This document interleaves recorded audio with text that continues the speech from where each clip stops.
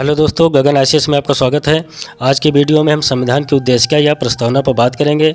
उससे पहले अगर हमारे चैनल को सब्सक्राइब नहीं किया है तो हमारे चैनल गगन आईसीएस को सब्सक्राइब करें, लाइक करें और हमारे नोटिफिकेशन को पाने के लिए बेल आइकन को जरूर प्रेस करें। तो चलिए शुरू करते हैं संविधान की उद्देशिका या प्रस्तावना। संविधान की प्रस्तावना की शुरुआत 13 दिसंबर 1946 से प्रारंभ हुई। कब से? 13 दिसंबर 1946 से। पंडित जवाहरलाल नेहरू ने संविधान सभा की तीसरी बैठक में पंडित जवाहरलाल नेहरू ने एक उद्देश्य प्रस्ताव प्रस्तुत किया। कब? 13 दिसंबर 1946 को संविधान सभा की तीसरी बैठक में, जिसे 22 जनवरी 1947 को संविधान सभा ने अंगीकृत कर लिया गया। कब अंगीकृत किया गया? 22 जनवरी 1947 को। और इसी उद्देश्य प्रस्ताव के पर्वतीय रूप को ही भारतीय संविधान की प्रस्तावना या उद्देशिका कहा जाता है।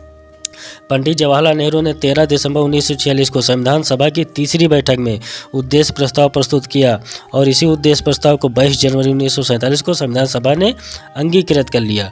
और इसी उद्देश्य प्रस्ताव के पर्वतीय रूप को ही किसको? उद्देश्य प्रस्ताव जो पंडित जवाहरलाल नेहरू ने प्रस्तुत किया था, उसी के पर्वतीय रूप को भारतीय संविधान की प्रस्तावना या उद्देशिका कहा जाता है। प्रस्तावना भारतीय संविधान की एक झलक है। क्या है? प्रस्तावना भारतीय संविधान की एक झलक है। संपूर्ण भारतीय संविधान की झलक किसमें? प्रस्तावना में दिखती है। और इसकी शुरुआत हम भारत के लोग से होती है। जो भारतीय संविधान की प्रस्तावना है, इसकी शुरुआत होती है हम भारत के लोग, जिसका मतलब यह हुआ कि भारतीय संविधान जनता द्वारा जनता का शासन है। जनता द्वारा जनता का शासन ही भारतीय संविधान है। भारतीय संविधान में जनता को ही सर्वशक्तिमान बताया गया है। जनता ही सर्वशक्तिमान है।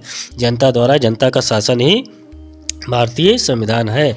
जो हमारी प्रस्तावना थी उसमें प्रारंभ में समाजवादी, पंथ निरपेक्ष और अखंडता जैसे शब्द नहीं थे। हमारे मूल प्रस्तावना में समाजवादी, पंथ निरपेक्ष, अखंडता शब्द सम्मिलित नहीं थे, जिनको 42वें संविधान संशोधन अधिनियम 1946 के द्वारा जोड़ा गया।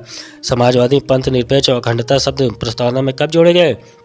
42वें संविधान संशोधन अधिनियम 1946 के द्वारा समाजवादी, पंथ निरपेक्ष, अखंडता शब्द प्रस्तावना में जोड़े गए। प्रश्न बहुत पूछा जाता है, इम्पोर्टेंट है कि समाजवादी, पंथ निरपेक्ष और अखंडता शब्द प्रस्तावना में कब जोड़े गए? तो 42वें संविधान संशोधन अधिनियम 1946 के द्वारा प्रस्तावना में समाजवादी, पंथ निरपेक्ष और अखंडता शब्द जोड़े गए। भारतीय संविधान की प्रस्तावना सामाजिक, आर्थिक और राजनीतिक न्याय की बात करती है। भारतीय संविधान की प्रस्तावना कहती है कि सभी नागरिकों को सामाजिक, आर्थिक और राजनीतिक न्याय उपलब्ध कराया जाएगा, परंतु इसकी प्रकृति न्याय योग्य नहीं है।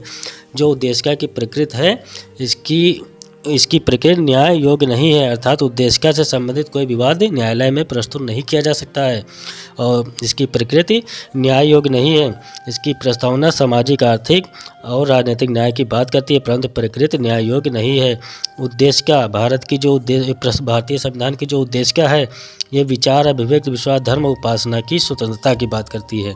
प्रस्तावना विचार, अभिव्यक्ति, विश्वास, धर्म और उपासना की स्वतंत्रता की बात करती है। सभी नागरिकों को विचार, अभिव्यक्ति, विश्वास, धर्म, उपासना की स्वतंत्रता प्राप्त है। ये बात प्रस्तावना में दिखती है। बेरूबारी विवाद 1960 में उद्देशिका को सुप्रीम कोर्ट ने संविधान का भाग नहीं माना।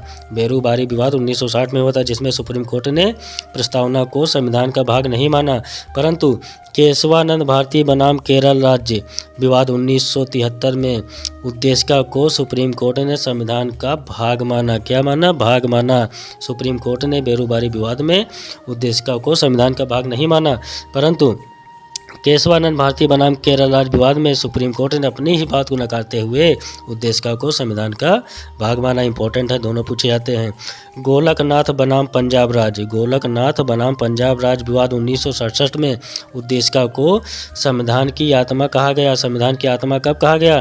प्रस्तावना को संविधान की आत्मा कब कहा गया? गोलकनाथ बनाम पंजाब राज्य विवाद में उद्देशिका को संविधान की आत्मा कहा गया। प्रश्न पूछा जाता है, इंपॉर्टेंट है।